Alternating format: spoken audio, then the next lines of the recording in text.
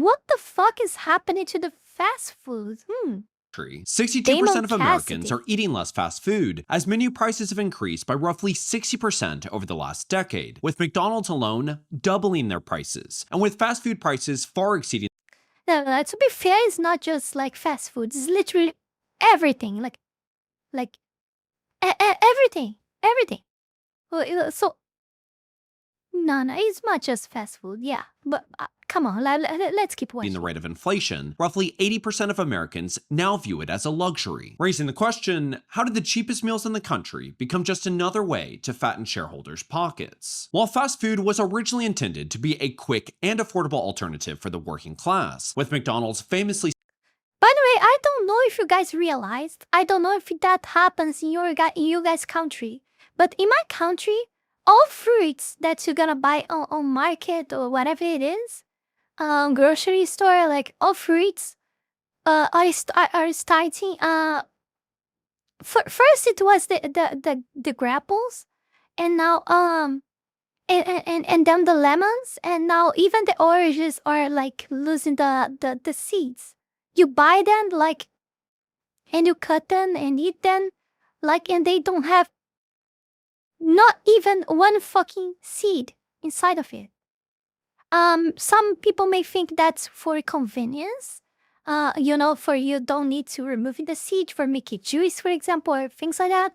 But no, I believe that because they want us in future to not even have the possibility of taking the seeds off of those fruits and doing our own farms ourselves in our homes.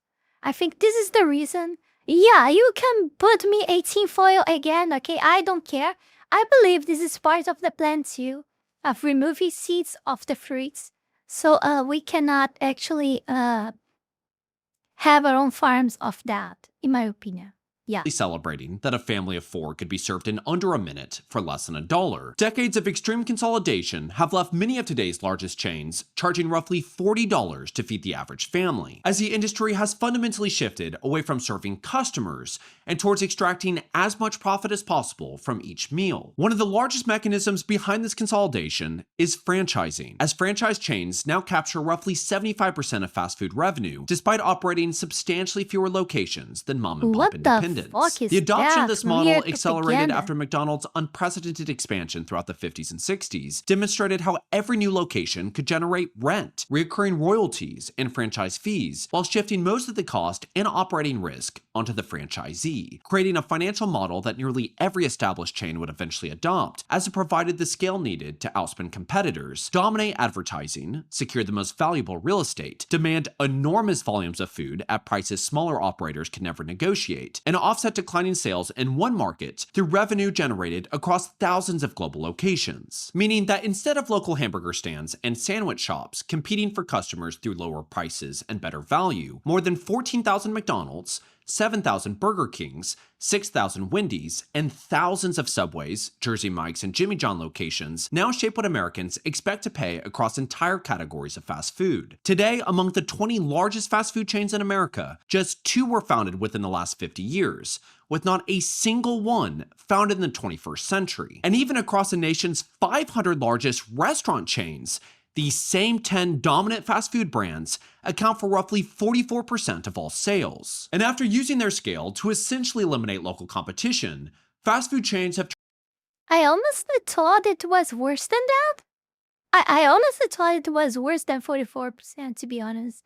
I was thinking about something like 70, 80%. But yeah, obviously it's not good, but I thought it was a lot worse, to be honest. Turn towards loyalty programs designed to disguise higher prices as a great deal. A 2025 analysis found that the top 20% of loyalty users generate roughly 55 to 70% of loyalty revenue, spending 2 to 3 times more than the average customer, as every purchase becomes one step closer towards a free reward. In Q1 of 2026, Starbucks announced that reward members generate nearly 60% of all US company-operated revenue, even though earning a free drink or breakfast item can require nearly $200 in purchases. Even McDonald's CEO has acknowledged that loyalty adoption increases both customer visits and spending, effectively proving that the value these chains now provide has essentially nothing to do with quick and affordable food, and everything to do with making customers pay more for the I really hate perception this of it. fucking And while these schemes. chains have somewhat effectively manufactured the illusion of affordability, their market control also allows them to sell substantially lower quality food. Before rampant consolidation, fast food chains relied far more heavily on regional produce, beef, and dairy suppliers, allowing them to compete through freshness and stronger relationships with the communities they served. Today, however, going out to eat is essentially just figuring out which chain can heat up Cisco food The better. RPG While the game largest whale chains cereal negotiate line? more Yeah. directly with an already consolidated meat processing industry, most major fast food brands rely on Cisco, US Foods, or Performance Food Group, where yet again, despite thousands of independent distributors still existing, these three corporations alone control roughly 35% of the food service distribution market, while the fifth largest controls only around 1%. And because these distributors make more money by purchasing enormous volumes of standardized products that can be sold across thousands of locations, Enormous. they gain immense influence over what chains pay and which ingredients become financially practical to serve at scale, often favoring products designed around consistent margins rather than freshness or regional quality, leaving much of the industry dependent on frozen, pre-portioned, and heavily processed products designed for longer shelf lives, requiring less labor to prepare, and tasting is somewhat the same Tasty across like thousands shit. of locations, ultimately leaving customers to pay record prices for little more than the chain's branding, while receiving the exact same nationally or even globally sourced mystery food engineered to feed the bottom line. And as if the industry were not already consolidated enough, private equity has spent decades absorbing many of the same legacy brands that franchising made nearly impossible to compete with. Yeah, Ford Capital's Zella, restaurant we taste portfolio our feelings. now includes Subway, Carl's Jr., Tasting like Hardee's, feelings. Culver's, and the parent companies behind Dunkin', Arby's, Sonic, Jimmy John's, Buffalo Wild Wings, Baskin-Robbins, Cinnabon, and several other major chains. And then Blackstone recently acquired a majority stake in Jersey Mike's through a deal reportedly valued at roughly $8 billion. Blackstone has openly described franchise businesses as attractive investments because of their scalability, low capital requirements, and steady cash flow growth, allowing private equity firms to acquire established chains, place much of the acquisition debt onto the business itself, and extract returns through fees, dividends, or an eventual sale, turning brands built over decades into financial assets where the strongest financial incentives no longer come from providing affordable food, but from raising fees, cutting labor, shrinking portions, and replacing ingredients to increase returns. Proving that at this point, deciding which fast food chain to eat at is really just which private equity portfolio you would like to feed. And while the industry continues brushing all of this under the rug by insisting that rising food costs and broader economic conditions are the sole reason behind increased menu prices, those pressures do not make charging higher prices, serving lower quality food, or extracting more from workers unavoidable parts of operating a successful fast food chain. To demonstrate that, I spoke with Kathy Terry, the co-founder of P. Terry's, an Austin-based hamburger chain now celebrating doesn't its look 21st good. anniversary with 37 company-owned and operated locations and more than Ew, 1,800 Subway, employees, yuck. where she explains why so many independent chains eventually sell to private equity and why P. Terry's instead chose to establish an employee ownership trust and profit-sharing model designed to always give back to the customers and workers responsible for its success. The issue is there's a lot of people Put that the fries start a in the business bag. and then Put they the take fries on in the bag. investors, right? They take on venture capitalists. Well, venture capitalists want their money back, right? And so they'll infuse you with a lot of capital to expand. But there's a cost with that growth, right? Then all of a sudden you have to make choices that not necessarily you would have made before, right? And it really may affect your culture because you're making decisions to grow faster than you normally would, or your culture would allow you to grow, right? But you're having to grow because they're an investor, they're a partner now, right? And so they're kind of driving the train. And usually they want out in 5 to 7 years. So they want to expand and build it up and build this asset so they can sell it to the next person. And then you get private equity, and private equity, I'm sure I have a lot of friends that work in private equity, but private equity, they really just want to take your asset and they want to just, dump a bunch of debt on it. and they want out in 7 years, right? Like it's all about making money for their fund, making money for their investors, right? So I'm not sure they necessarily care about the culture, really. I mean, they'll say it, and they might in their heart believe it, but they're also, I mean, you know, I Yep, would pretty question what the much intention it's is. dark So an Hulk. Pretty employee much ownership it. trust is something fairly new. It came from the UK. They've done it a long time in the UK. It's fairly new in the US, but it's basically a trust that is set up for the benefit of the employees, but they don't really retain the shares. They don't hold the shares. It sits in a trust. But what it does, and the wonderful thing about it, is it protects the culture forever, for perpetuity. So basically, it's a tool that allows Patrick and I to gift shares, but also share sales. I mean, allow us to sell shares to the trust. So it allows us to get some equity out. But the actual document itself, the purpose of the trust is to make sure that we always sell high quality burgers at an affordable price, that we always take care of the employee, that we'll always have interest-free loans, profit sharing, that we will give back to the customer. And that protects it for perpetuity, right? And so when another CEO comes on, right, when Patrick retires and another CEO comes in, that stewardship committee goes to them and says, oh, no. You can't sell frozen French fries. You can't take away our profit sharing. You can't, you know what I mean? Like, so it protects the culture. So it's like a Full total win. interview available on The other Patreon. thing, but the thing that we really wanted to do was have a financial benefit for the employees. So that's why we added the profit sharing, because the profit sharing is what's the most exciting thing. Especially for the employees. On that Like, Patreon. you know, the trusts are like, yeah, I kind of understand it, don't understand it, but I think they understand the profit sharing, or they really will understand it come, you know, February when they start getting a check. So it allows us to, you know, give, you know, let the employees who built P-Terry's benefit from P-Terry's. And I'm hoping, especially when it's at 20%, it will be substantial. Yeah. I mean, it will, you know, help, you know, definitely buy a car. It'll help them put a down payment on a house. It'll help them put their kids through school. It will be substantial. And while companies such as P. Terry's prove that a fast food business can support profit sharing, substantially higher wages, interest-free employee loans, Christmas bonuses, and even a birthday cake for every worker, all while serving locally sourced food at or below industry prices, many of the largest fast Who could imagine that, right, guys? Who could imagine that? In my country, it's no longer possible because the economy here is totally devastated, and all the laws are against like anyone that tries to have their own business. So it's not longer possible for this stuff to happen in my country. But yeah, definitely, if you still want to do that in US, you definitely can. You definitely can do that. food chains continue blaming rising menu prices and declining quality on the workers, asking for wages Yes, that keep up with the hours, cost of living. yes. Despite today's minimum wage worker earning Fast nearly food is 50% shit, less yes. in inflation-adjusted wages than a minimum wage worker did in 1968, fast food giants such as McDonald's continue presenting wages as a leading driver of higher prices, even after raising menu prices by more than 100% over the last decade and spending roughly $2 billion on stock buybacks in 2025. Meanwhile, Starbucks blamed wage pressures for higher prices while awarding its CEO a compensation package worth roughly $96 million after only 4 months on the job.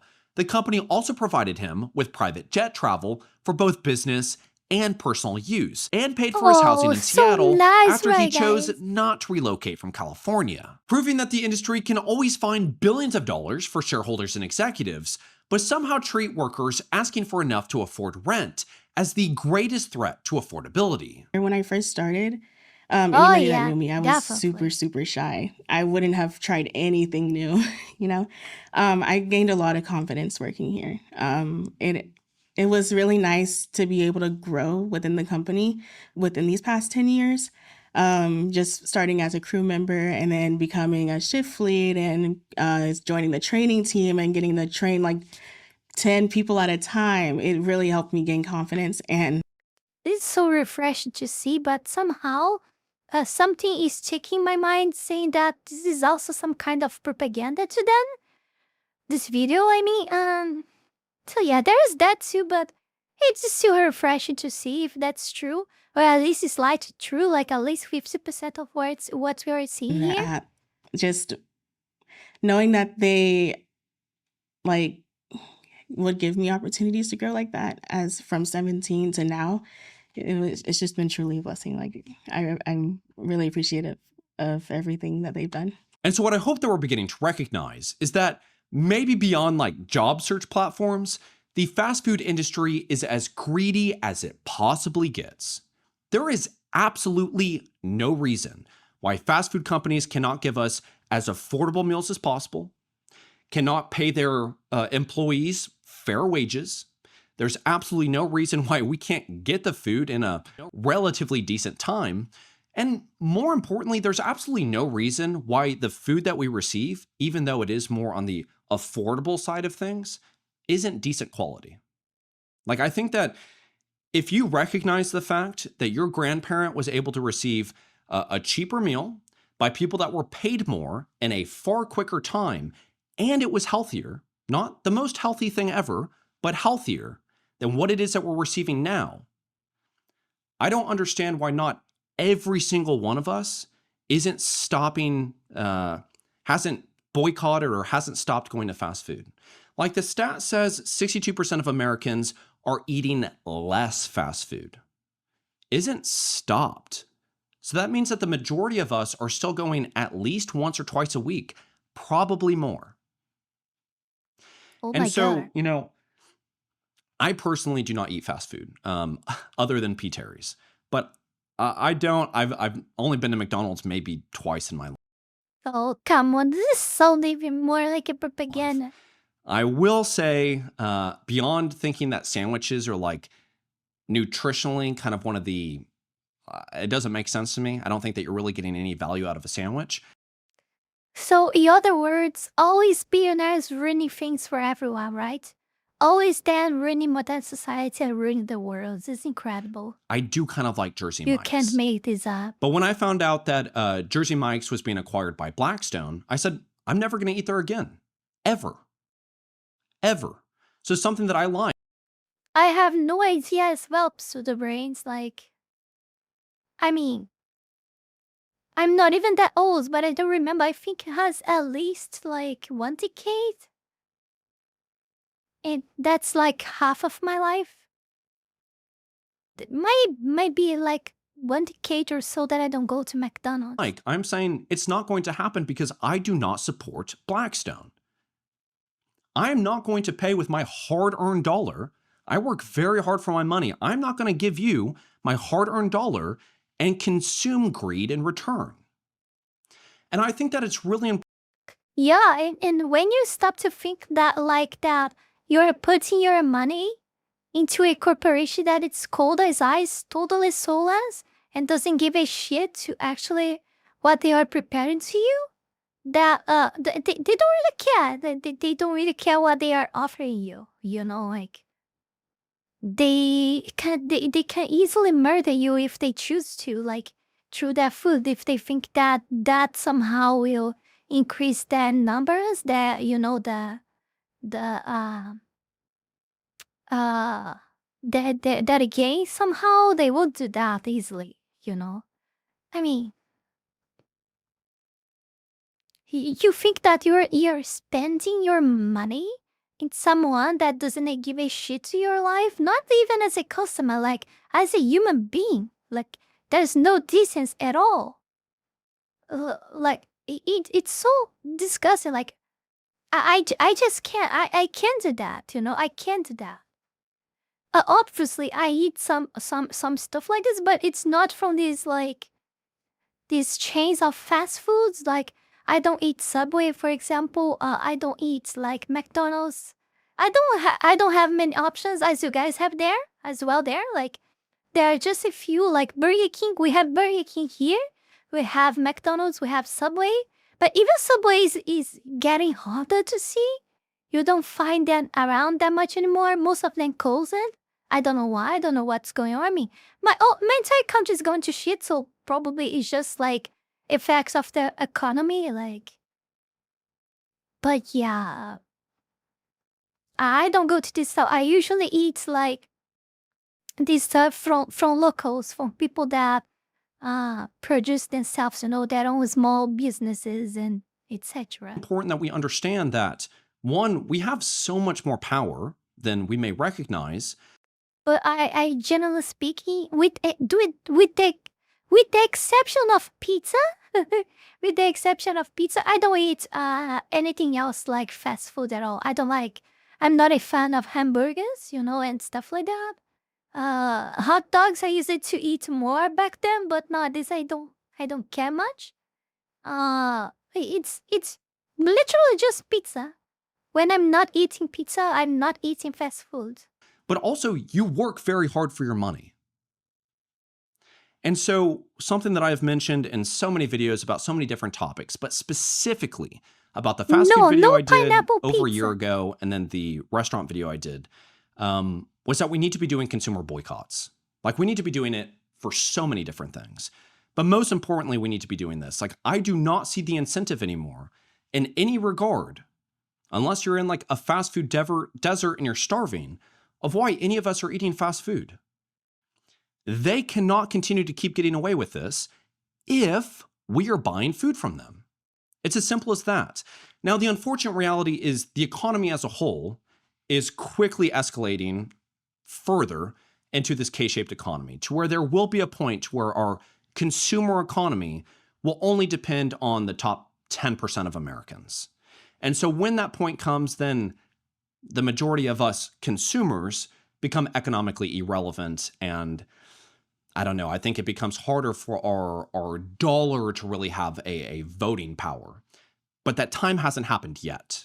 Yeah. And so what we really have to be doing is we have to be thinking, what are ways that I I mean, can it's begin happening voting literally with my everywhere, hard-earned right? dollar Literally and getting as everywhere. many people as I can together to do a consumer boycott? Like, imagine the difference that would make. Imagine how concerned McDonald's and Burger King and Arby's or Wendy's or whatever these companies are if we all decided to actually get together and stop purchasing their products. Because That never is gonna happen. it's That the never most gonna financially sound business decision. And for the very same reason that I've been talking a lot for the entire stream, many times, that majority of people are actually retarded. The masses are very much retarded. And they will never stop with these retarded behaviors at all. To be able to offer, just think about it from a marketing standpoint. This type of content here, these types of contents right here, doesn't even reach them. They are not even informed of that. The only type of content, they are already eating junk, even digitally. Even online, they are eating junk, through their eyes and through their ears. They are eating junk constantly. If you found out that a customer or that a company was paying their workers substantially above industry standard, What to me you too? were able to get an I'm affordable back. I'm product in still here. return, and it was pretty I decent didn't quality, left yet. and like it was clean and people were nice. It's a no-brainer. They would be so busy, like unbelievably busy, and they know this. But they know that they don't really have to do that. Like, we're not demanding it from them. And I just want to do a message for all of the people out there that are, I get hit with it so much, that are so anti-minimum wage. You are not paid to be these companies' accountant. You're not on the payroll. So I don't understand why you're defending a corporation. Like, I Oh, this is the worst. The people that actually defend that, it's actually the worst. think that this AI race has clearly shown Not only they keep consuming all this shit, but they also defend them. that we need to be human first. So I don't understand that why, whenever it comes to paying people fairly, we never seem to be human first. The reason why we're in this issue, yes. broadly speaking, and basically every sort of industry you can think of, is because we've been corporation first. We've been billionaire first. We haven't been human first. And I can guarantee you, Jeff Bezos, well Elon said. Musk, McDonald's, Amazon, whatever you can think of, they're not going to all of a sudden say, let's be human first. That comes from us. So we have to decide within our own. Exactly. Very well said. Exactly. I can't stand see fanboys defending Steve, fanboys defending Sonny, and all of these shit fanboys defending Crunchyroll. But what about the anime, Mizuki? What about the anime? How my anime creators who actually give money to we gotta sign like Crunchyroll to give them money to produce more good like anime. Like, cut the crap out. Cut the crap out. Obviously, that's not gonna happen. And you not giving money to Crunchyroll will show that that they gotta think of other solutions to make to people support anime that are not Crunchyroll. You gotta force them to look for something else. Because obviously the service is terrible. Own lives. What are the steps that we're going to do to be able to make a difference, to pave the path to a better tomorrow? How do we support the companies that are actively doing that? And how do we have hope that it's going to work?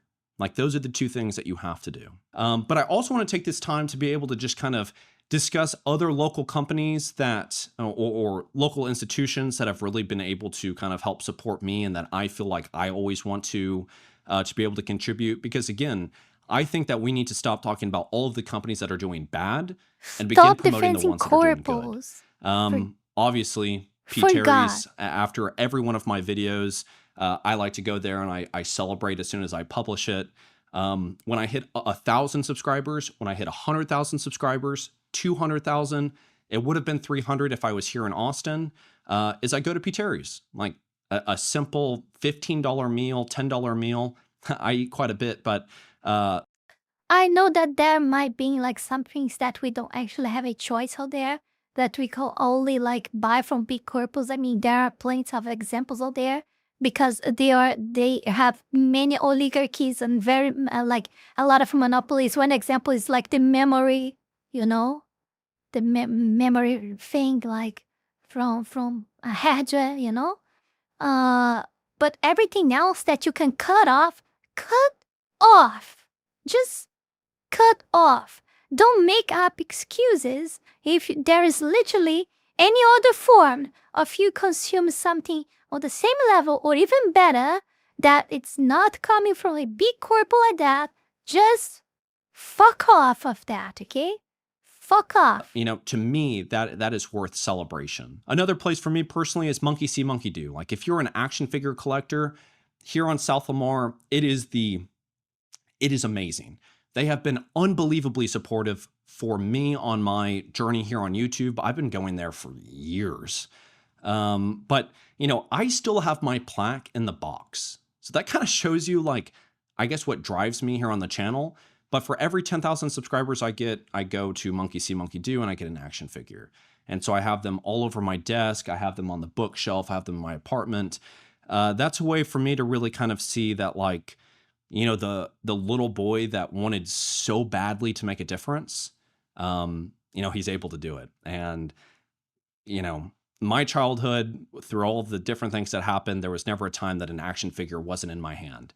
And so to me, it kind of is like, while I'm getting hard on myself and stuff, I can still see like the protectors. So Monkey See, Monkey Do is an amazing place. I also want to show, like, I have a massive veteran community, and it was made very apparent from my last video, but the name of the I thing really is want to talk literally about Major Monkey See, Talent. Monkey So Do? Major Talent is a resource for veterans Really? and military spouses that provides resume development, interview preparation and feedback, job placement and employer connections, and marketplace opportunities. I actually got in contact with Tim, a former veteran and the founder of Major Talent, through the Veterans Day documentary I did on my Patreon. And after talking with him and many of the other veterans here on the channel and through that documentary that I did, it's been made very apparent that it is very difficult to be able to, like, integrate back into society and also have the community of individuals that, like, understand what it is that you went through. So Major Talent is a fantastic resource for you to not only find employment that can actually give you a job that matches the values and the skills that you've developed, but it's also a way to develop a community. And, here on the channel, that's something that I consistently stress. So I really just kind of wanted to discuss those things. And I think it's really important that in your own life, think about all of the companies that are doing good. Like another one here in Texas would be HEB or, Uh-huh. even Costco. Like I think Costco is a pretty great example. So let's find ways that we can highlight and support them. Let's find ways that for the entrepreneurs that are watching this video, what are things that we can develop? Yeah, at least you guys still have plates of choices there. Like, here we are way, way, way more limited. And way, way, way more on the hands of the big corpos and the oligarchies and the monopolies than you guys actually are. You guys see, but just by the name of the things that I said, like, you guys are always impressed, like, oh, you don't have Wendy's there? Oh, you don't have Taco Bell there? Like, no, we don't have any of this here because guess what? My country fucking sucks. And the worse a country is, less variety of businesses you have. At any way, shape, or form, And that's why I have, like, barely nothing. We don't have Walmart. We don't have a lot of stuff here. A lot of stuff. And we can build as a path to a better tomorrow, and how as an So yeah, make usage of the good options that you guys have out there to substitute the evil ones. Yeah, make usage of that. Yeah. overall collection of individuals can we vote better with our dollar, lead by example, and more importantly, have hope for a better tomorrow, because that's what it is that we're going to have. And hope Yes, Terry. Like, I know you guys always make fun and complain about Taco Bell. I know that. I'm just saying that we don't have, like, variety in general. Yeah, probably even Subway is dying here. hopefully with the scale of us, then we can fight back with the scale of the consolidation that's impacted every industry. So I really hope that this was able to provide some value to you. I greatly appreciate your time and support as always. I'd greatly appreciate it if you would check to see if you've subscribed, and if you haven't already done so, to go ahead and do that. Yeah, that's enough. We understood. Okay. Too much chit chat on that. Just want to remind you guys, join your Discord server. You can do that by hopping on the link tree that it's on the screen right now. You can just type, or you can just type like discord.gg/Kitsune Mizuki. But if you're a leftoid, a walktoid, a retarded, I don't know, a liptoid or whatever it is, over the fence person with pronouns on their profile, please don't join because you'll be expelled or not even be accepted to begin with. So please don't.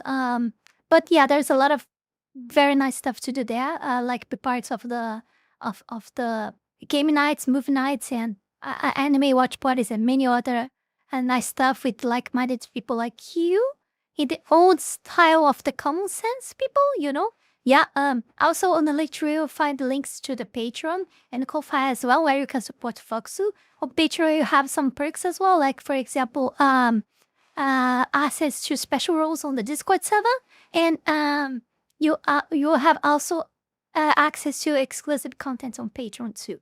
Okay, not support Foxu, please. On MookTube, don't support that because they suck like most of the money out, and they shadow ban me all the time. So yeah, I don't give a crap to that, and neither should you. And that's it. Let's go to next one. But if you don't have money to support Foxu or anything, like financially, you can't. But you like the channel, want to support me, like just follow me on my socials, subscribe to the channel, to Rumble channel, to YouTube channel, whatever it is. Join Discord server, like the content, comment on it, share with friends. That also helps Fox a lot. And yeah, let's go to the next one. Before we go any further, I want to take this brief moment here to thank all of you, my patrons, for the incredible support to my work here on YouTube, and especially my 5-tail Fox Tire member, the Holy Ball, and to all of my 3-tail Fox Tire members, Wallony Wolf, Fanny Sylvie, Eat Himself, Chile Not Serious, Eustace the Useful, Zealous Isaiah, Ala Rosas, Max Tenor, Nugutino, Avery, Halcyonic Eder, and TV8. Thank you very, very much. You guys are amazing. Also, thanks to everyone that have been supporting me on Ko-Fi, Kick, and to all of my YouTube members. You can support this channel life and growth with just $5 a month and gain access to many perks. This is less than a burrito. Check out my Patreon. Link is in the description below. And that's it for today, my dear Foxlings. See you guys in the next one. Bye bye.